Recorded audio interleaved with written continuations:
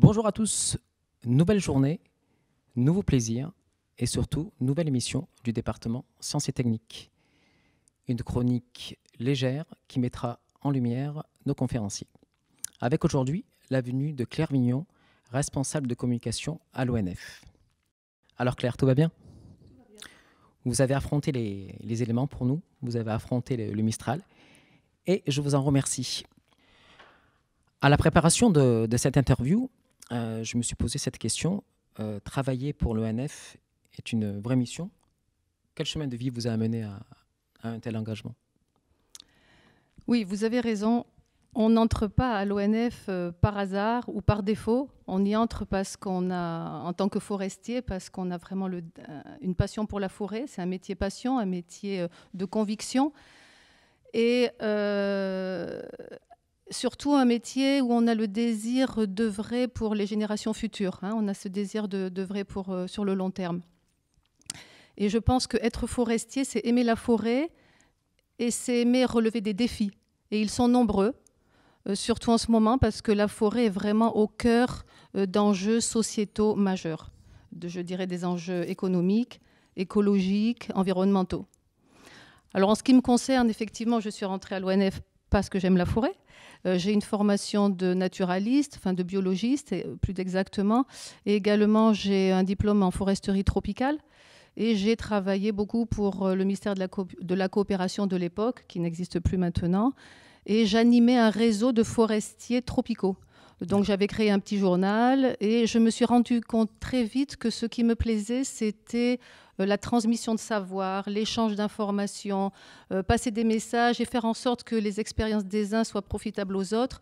Et très vite, voilà, ça m'a plu d'animer ce réseau et je me suis aussi ensuite, par ailleurs, assez rapidement formée au métier de la communication par des formations internes. Et maintenant, j'ai la chance à l'ONF de conjuguer mon intérêt et mon goût pour la forêt et pour la communication.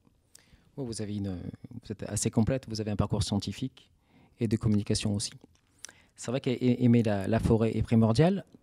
Quel est pour vous le rôle de la forêt ? Alors, le rôle de la forêt, je dirais, avant de répondre à cette question, qu'il n'y a pas une seule forêt, et il n'y a pas un seul rôle. La forêt est multiple. Il y a de nombreux écosystèmes forestiers. Quand on voit, chez nous, on a la forêt méditerranéenne à Chêne-Vert et à Pin d'Alep. On a des forêts de montagne avec du mélèzin. On a des forêts de plaine avec de belles chênaies en France. On a aussi la forêt tropicale. Donc, toutes ces forêts sont multiples, variées. Ce sont des écosystèmes très divers et qui ont des rôles différents. Il n'y en a pas un seul. Le rôle de la forêt, quand on parle du rôle de la forêt, c'est toujours par rapport à l'homme, bien sûr. Quelles sont les missions et quelles sont ce que nous apporte la forêt. Alors, elle nous apporte, bien entendu, du bois, puisque une des missions de l'ONF, c'est quand même de récolter le bois pour alimenter une filière bois. La forêt joue aussi pour les sociétés un rôle important d'accueil du public, puisque de plus en plus de nos concitoyens ont ce besoin d'aller se ressourcer en forêt, d'aller s'y promener, d'aller ramasser des champignons. Donc c'est un rôle de plus en plus important, surtout pour les citadins que nous sommes devenus. Et la forêt a aussi un rôle de réservoir de biodiversité. Et donc ces trois missions, l'ONF les gère au quotidien. J'en rajouterai une quatrième de mission, et peut-être d'autres encore. C'est une mission de protection des sols. La forêt, surtout en montagne, a la capacité de retenir les sols, d'éviter des glissements de terrain, d'éviter des éboulements. Et il y a d'ailleurs un service à l'ONF qui est dédié à ça, c'est le service restauration des terrains en montagne. Et puis, il y a un rôle qui va devenir de plus en plus important. C'est le rôle de la forêt pour l'atténuation des changements climatiques. La forêt, actuellement, est victime de ces changements climatiques.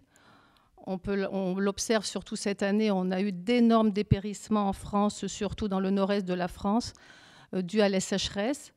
Je dirais que notre forêt méditerranéenne est un peu plus épargnée, mais néanmoins, elle souffre quand même de périodes de sécheresse assez répétées. Donc la forêt est victime de cette sécheresse, mais elle est aussi une solution, parce qu'elle en atténue les effets. D'accord. Et quelles sont les missions de l'ONF dans ce parcours? Là, vous en avez dit une partie. Oui, les missions de l'ONF, c'est de gérer les forêts publiques. Ouais. Alors, je vais expliquer ces deux termes, gérer et forêt publique. Les forêts publiques en France, ce sont les forêts domaniales qui appartiennent à l'État et les forêts des collectivités, les forêts communales, des collectivités ou les forêts départementales. Et l'ensemble de ces forêts en France, sur l'ensemble du territoire, ça représente à peu près 25% des forêts. Ça veut dire que l'ONF gère 25% des forêts. Et le reste, les 75% restants, ce sont des forêts qui appartiennent à des propriétaires privés. Et l'ONF ne les gère pas. Donc, que signifie gérer ces forêts? Alors, la gestion, c'est faire des choix, prendre des décisions. On fait des choix d'aménagement, de travaux, d'intervention en forêt en fonction de ce que l'on veut obtenir, des objectifs que l'on s'est fixés pour cette forêt, et compte tenu aussi de ce que l'on peut faire, parce qu'on n'a pas la possibilité de tout faire, il y a des contraintes diverses et variées. Donc je dirais que la gestion forestière, un peu, c'est la science du compromis. C'est essayer de faire le mieux avec ce que l'on a, et compte tenu de beaucoup de facteurs qu'on ne connaît pas, comme les aléas climatiques et les changements. Mais la gestion forestière en France est une gestion qu'on appelle dans notre jargon multifonctionnelle, puisqu'on essaye dans le même massif forestier de remplir toutes les missions dont on parlait tout à l'heure, une mission économique, une mission écologique et une mission sociale. Je crois que de mémoire, on est la 3e forêt européenne. Il me semble. Oui, c'est ça. Ouais. Est-ce que vous pouvez me dire quelques mots sur la gestion durable et multifonctionnelle de la forêt? Gestion durable. Une gestion est durable à partir du moment où on maintient l'écosystème forestier. L'objectif de l'ONF, en fait, c'est de garantir une forêt vitale, la vitalité de la forêt. Donc, toutes les interventions que nous allons y faire, notamment les récoltes de bois, ne se font pas au détriment du capital forestier, puisqu'on ne prélèvera jamais plus que ce que la forêt produit annuellement. Et c'est ça la gestion durable. En fait, un écosystème forestier, c'est un écosystème qui se renouvelle constamment, et nous ne prélevons que ce que cet écosystème a la capacité de produire, pas plus. Hein, sinon, on prélèverait sur le capital et la forêt serait détruite. Il n'y a pas de déficit. Il n'y a pas de déficit. Voilà, on ne prélève jamais. Et d'ailleurs, même, je dirais qu'on prélève très en deçà de ce que la forêt peut produire. Enfin, surtout, en forêt domaniale, on est à peu près à l'équilibre, mais dans les forêts communales, on peut encore produire beaucoup plus que ce que l'on produit en termes de bois. Okay. Et quelles sont les actions de l'ONF pour la biodiversité? Alors, la biodiversité donc, fait partie d'une des 3 missions de notre gestion forestière. Alors, la biodiversité, pour la protéger, il faut d'abord la connaître. Pour la connaître, il faut l'étudier. Et nous avons à l'ONF à peu près 200 naturalistes. Enfin, on a des forestiers qui sont vraiment spécialisés dans les inventaires naturalistes. On a 6 réseaux naturalistes en France, à l'ONF. On a un réseau qui va s'occuper des inventaires des oiseaux, un réseau pour les amphibiens, les reptiles, un réseau flore, un réseau mammifères, un réseau oiseaux, champignons. Et tous ces naturalistes étudient la biodiversité. Et c'est en fonction, et c'est cette connaissance qui nous permet d'orienter notre gestion forestière.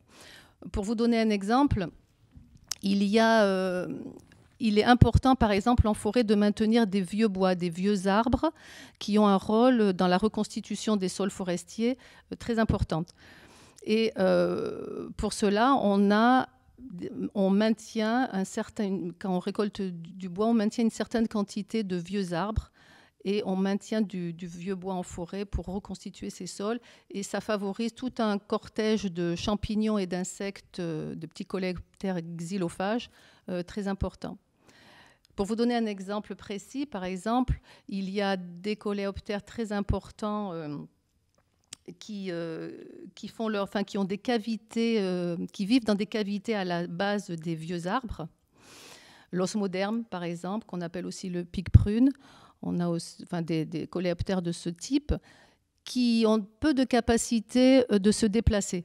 Donc en fait, il faut qu'ils trouvent à proximité des cavités pas trop loin les unes des autres pour pouvoir se reproduire et progresser. Donc ça nous impose de maintenir une certaine densité de vieux arbres à l'hectare pour que ces coléoptères puissent se reproduire. D'accord, merci. Je crois que cette année, le Congrès mondial de la nature a été annulé, Ou il me enfin semble. reporté, Ou en tout cas. Oui. Vous avez une date en particulier ou, Non, je ne hein connais pas de date pour ce congrès, je ne sais pas. Pas encore, d'accord. Et dernière petite question, quel sera le rôle de la forêt dans la lutte contre le changement climatique dans les années à venir? Oui, tout à l'heure, nous avons vu que la forêt pouvait être victime de ce réchauffement climatique. Elle peut également en être une solution. D'ailleurs, hier, c'était la journée mondiale du climat et nous avons pas mal communiqué sur cette thématique.